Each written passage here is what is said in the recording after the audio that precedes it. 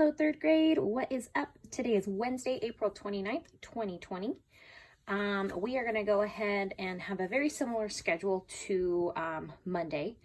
Before we get into our schedule, I do want to share with you our random fact of the day.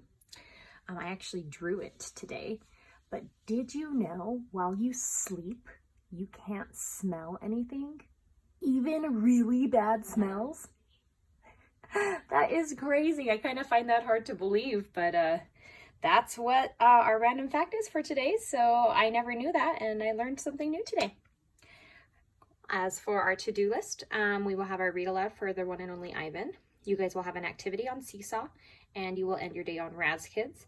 Remember, I am looking for people to give shout outs to on Friday for people who are doing what they need to do and completing all assignments. Remember, I can log on to the internet and see who is doing their Raz Kids assignments and who is not. So please be responsible, and let's go ahead and get started. All right, friends, so we are now on page 157, and we just read about the part on Monday that Ruby is in her domain, and Mac is like trying to make her do certain things until Ruby didn't want to listen to him. So Mac got kind of, I would say, somewhat of a weapon in a sense to threaten her and to kind of like poke at her so she would listen to him. And we ended on the part where Ruby got mad and she ended up hitting Mac with her trunk. Okay, so now we are on the part of colors. Julia opens the metal box. I see a row of little squares.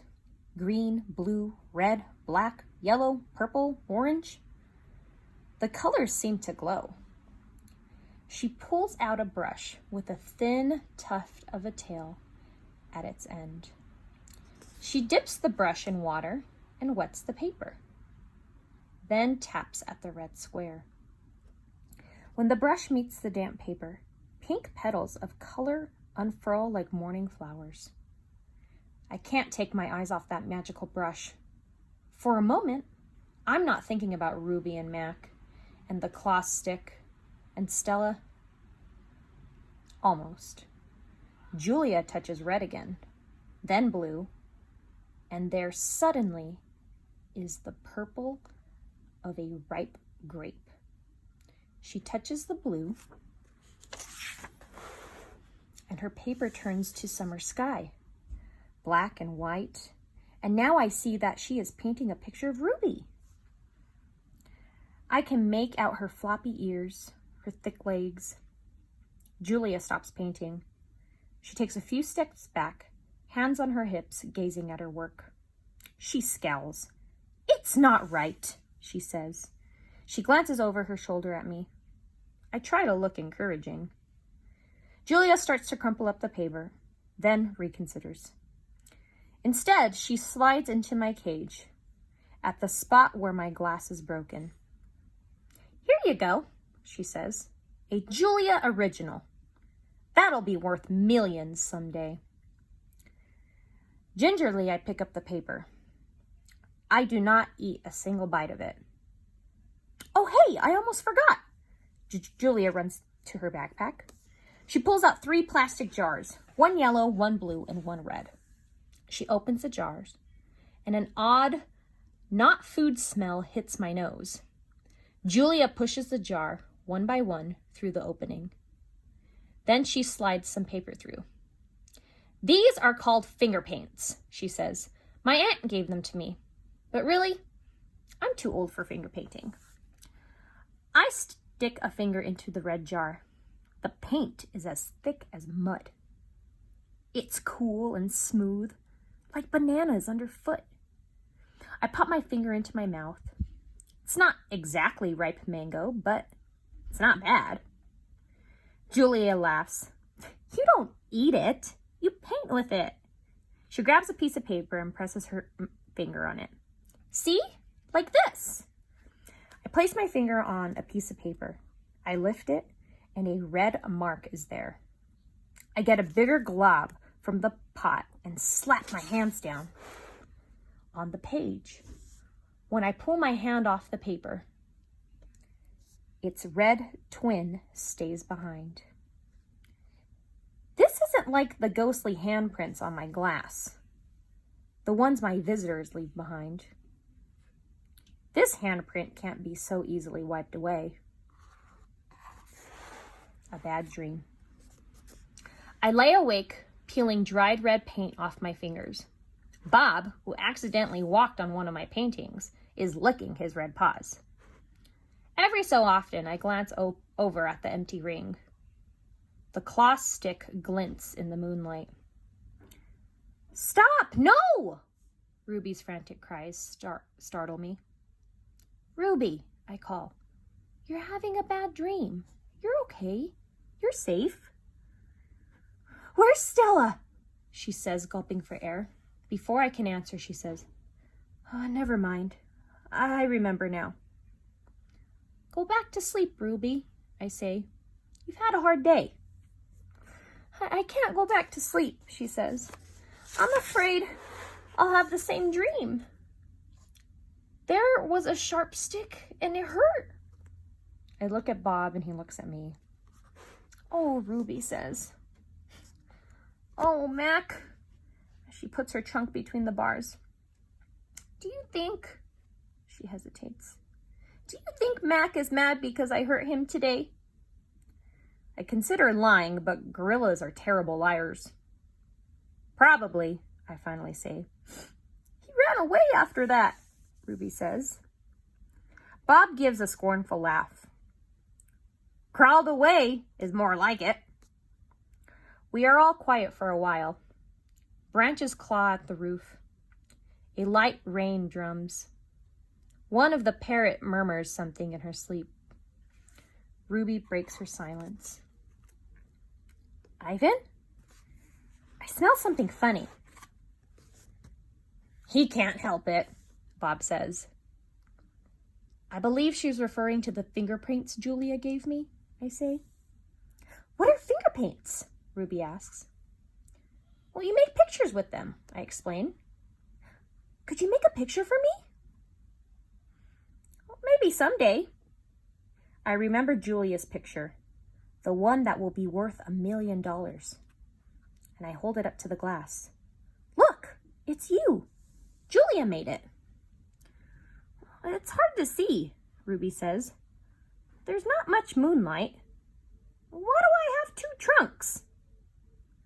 I examine the picture. "Those are feet." "Why do I have 2 feet?" "That's called artistic license," Bob says. Ruby sighs. "Could you tell me another story?" she asks. "I don't think I could ever go back to sleep." "I told you all I remember," I say with a helpless shrug. "Well, then tell me a new story," she says. "Make something up." I try to think, but my thoughts keep returning to Mac and his claw stick. "Anything yet?" Ruby asks. "I'm working on it." "Ivan," Ruby presses. "Bob said you were going to save me." I search for true words. "I'm working on that too." "Ivan," Ruby says in a voice so low I can barely hear her, "I have another question." I could tell from the sound of her voice that this will be a question I don't want to answer. Ruby taps her tongue against the rusty iron bars of her door. "Do you think," she says, "that I'll die in this domain someday, like Aunt Stella?" Once again, I consider lying, but when I look at Ruby, the half-formed words die in my throat. "Not if I can help it," I say instead. I feel something tighten in my chest, something dark and hot. "And it's not a domain," I add. I pause and then I say it. It's a cage. The story. I look at the ring layered with fresh sawdust. I look at the skylight, at the half-hidden moon. "I just thought of a story," I say. Is it a made-up story or a true one? Ruby asks. True, I say. Well, I hope. Ruby leans against the bar. Her eyes hold the pale moon in them, the way a still pond holds stars. Once upon a time, I say, there was a baby elephant. She was smart and brave, and she needed to go to a place called a zoo. What's a zoo? Ruby asks. A zoo, Ruby, is a place where humans make amends. A good zoo is a place where humans care for animals and keep them safe. Did the baby elephant get to the zoo? Ruby asked softly. I didn't answer right away. Yes, I say at last. How does she get there? Ruby asks. She has a friend, I say. A friend who made a promise.